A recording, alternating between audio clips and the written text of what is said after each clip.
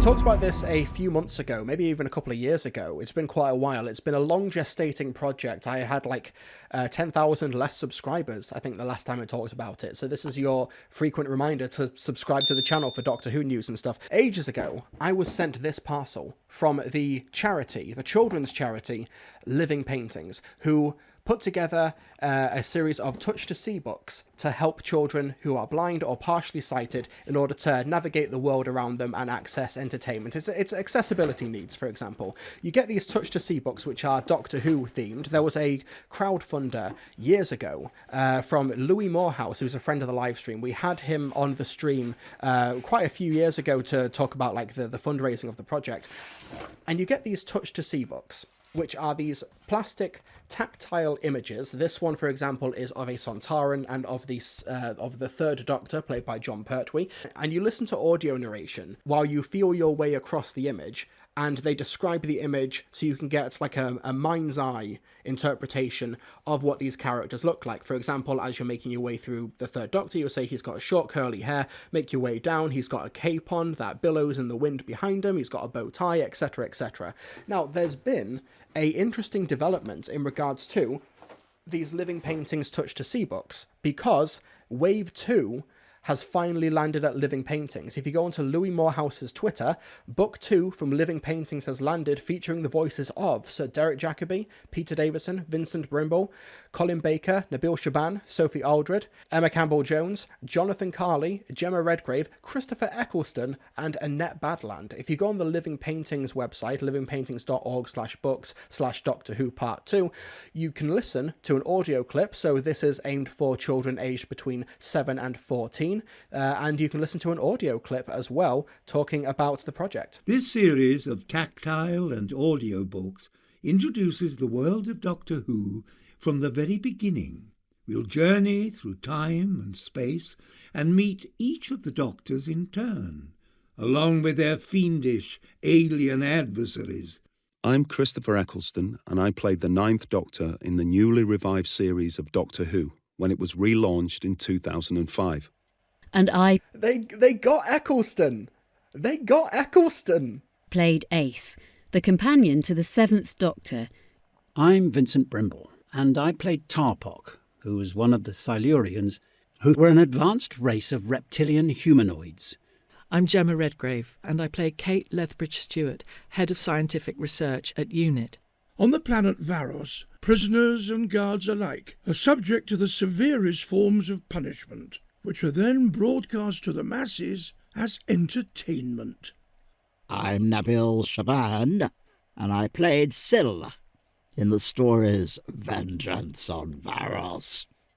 Shall we go on a journey through time and space together? Then come with me, and let's step into the TARDIS. That's so cool. They've got such a terrific lineup for what started as just a crowd-funded project from a passionate Doctor Who fan. Somebody in the chat asked how much do these books cost? That's the great thing. Living Paintings is a charity, so you can actually get some of these for free. What's inside? You get a collection of raised tactile pictures of the 5th to 9th Doctors alongside their alien adversaries, audio descriptions with music and sound effects in your chosen format of either CD or USB to stream via your online account, an A4 colour image pack, guidance notes for parents and teachers to help you make the most of using this book, and an Articles for the Blind returns label for the free and convenient return of the box. So essentially, I think that you rent it out. You ask for it, and then it gets shipped to you, and then you can send it back. Because like I said, this is a charity. Touch to See image list, you get the 5th Doctor and the Silurians, the 6th Doctor and Syl, 7th Doctor and the Master, 8th Doctor and Ohila, the War Doctor and the Zygons, and the 9th Doctor and the Slitheen. Like I said, we've been keeping an eye on this project since the original crowdfunder, from August 2021, and it raised over £18,000 in 56 days, plus there was an extra 3,200 from Gift Aid. Over 600 people came together to make this project a reality, and it's coming together now. Yeah, I've got a few of them there. Third Doctor and the Sontarans, Fourth Doctor and Davros. And you can listen to an audio clip as well. Is this UK only, or is it available elsewhere too?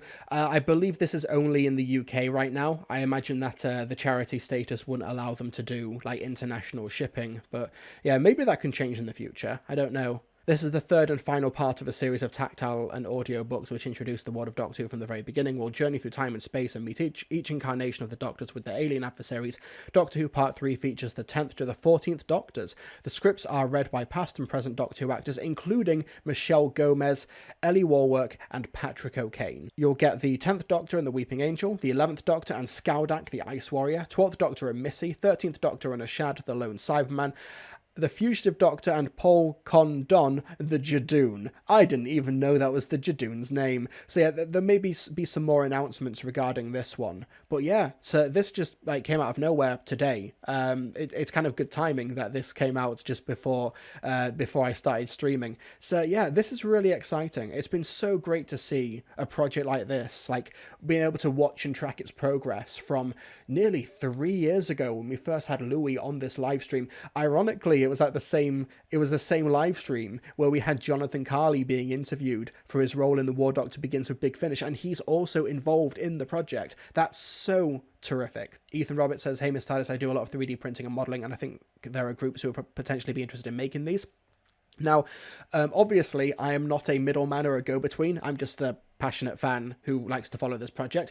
If you think you can help out in some way, maybe get in touch with Living Paintings. They are a charity in the UK. Reach out. They're pretty active on social media. They'll have an email address. They'll have an actual like charity address. So maybe get in touch with them if you think you'd be able to help out in some way. And it's great to see that Louis Morehouse has sort of been like the public face as like a massive like Doctor Who fan, talking about accessibility in regards to Doctor Who. And one thing that I think goes understated in regards to Disney Plus's acquisition of international distribution and the additional funds that comes with is that also means that you can have Doctor Who translated into multiple different languages, and you can also have audio description. Now, sign language versions and audio descriptions and subtitles are a mandated thing in the UK. They're regulated by Ofcom. However, that's not always possible because we're a very poor country and we sometimes can't afford to do it even for our main channels.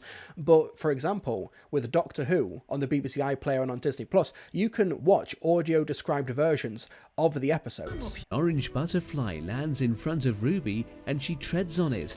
She's become green with antennae. What's wrong? Did I do something wrong? Being able to have Disney Plus financially back Doctor Who doesn't just mean we get bigger guest stars, we get licensed music, we get a bigger budget. It also means that audio descriptions and sign language and different languages and subtitling is now like guaranteed for Doctor Who, which will do wonders for accessibility. And when you have like reactionary YouTube channels like Nerdrotic and Heels vs Babyface and more, just like trying to say disabled people shouldn't be on TV, disabled people should be out of sight, out of mind in media, etc. We've seen people like Ruth Madeley and Nadia Albina in recent years in Doctor Who being like a great physical representation in recent years of disability in media and in Doctor Who, and Ellie Warwick as well in Doctor Who. This is a space for all. Doctor Who can and should probably be able to depict these different facets of the human experience. So I think it's great that projects like Living Paintings and what Louis Morehouse has been able to achieve in the past 3 years for these Touch to See books is incredible to see. Even the subtitles for the series are a lot better than past ones on other streaming services, more accurate and better grammar. Oh yeah, 100%. But yeah, I was legit so honoured to be to receive this as well. The first wave of Living Paintings stuff. Fourth Doctor and Davros as well, with the long scarf, the hat, teeth and curls, Davros with his etheric beam locator chair. We'll continue to keep an eye on this in the near future for part 3, which is going to be coming this summer. But as far as, you can log into Order, you can become a member of Living Paintings, and if you are like an institution that looks after children, like a nursery or a school, or you've got a group of children you think would benefit from the educational resource, then reach out to Living Paintings. I might suggest this to my local Doctor Who society. They fundraise for the local children's hospital, and this would be a nice thing to donate. Yeah, also, I know that Daisy Prayer said that you're not in the UK, but, shoot your shot. See if it's something that you might be able to get. Maybe if they can't cover delivery or parcels or things like that, maybe volunteer to do that I don't know. You know, we'll have to see. Tim Treloar guides the third Doctor. To the left and right of his chin are the collars of his white shirt. Just below the collar of his shirt is his black bow tie. His shirt has frills that run all the way down the front. Trace down. You might not be able to like see from the webcam, but you know, it's a detailed like image. It's actually got like frills and bumps on it. It's really well detailed for what it is. Bow tie. His shirt has frills that run all the way down the front. Trace down below his bow tie to feel the frills on both sides of his shirt. To the left and right of the frills are the lapels of his smart black velvet jacket. His jacket is tied in the centre with an elaborate toggled buttonhole. Trace horizontally across the centre of his jacket to feel how it is attached in the centre. The Doctor has his hands in his pockets, so both arms are slightly bent on both sides. His white shirt is frilled at the wrists, which you will find just below the cuffs of his jacket sleeves. Now trace back up to his shoulders. So yeah, that's the preview clip, but hopefully you get the idea of what this is meant to do and so you're meant to listen to this and feel your way around the image so you can get a basic idea of what these characters are meant to look like, from clothing to stance, posture and character and such.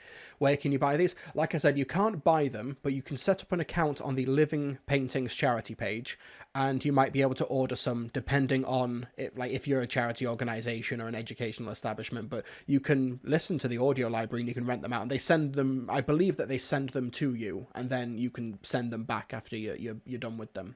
I think this is something that really does go undiscussed in like the Doctor Who community, even from like progressives, and you know, I'm suitably woke. You know, I think when it comes to like Doctor Who, we need to remember that it is meant to be a show for everybody. And I'm so glad that we have enterprises like Louis Morehouse with Living Paintings and all of these wonderful names taking part. Derek Jacobi, Peter Davison, Christopher Chaddelson, etc.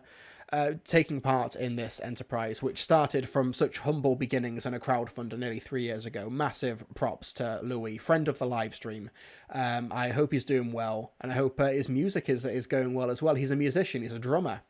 I know that it's not like a super hip and sexy right now topic, you know, it's not like series 2 of Class has dropped, for example, but that dropped today. It's something we've been following for several years now, so I apologize for stopping a live stream dead in its tracks when like 250 to 300 people are watching right now, wanting my thoughts on Space Babies and the Devil's Chord, but I really wanted to talk about it. What would an audio description of the Class opening theme sound like? It goes on and on and on and on.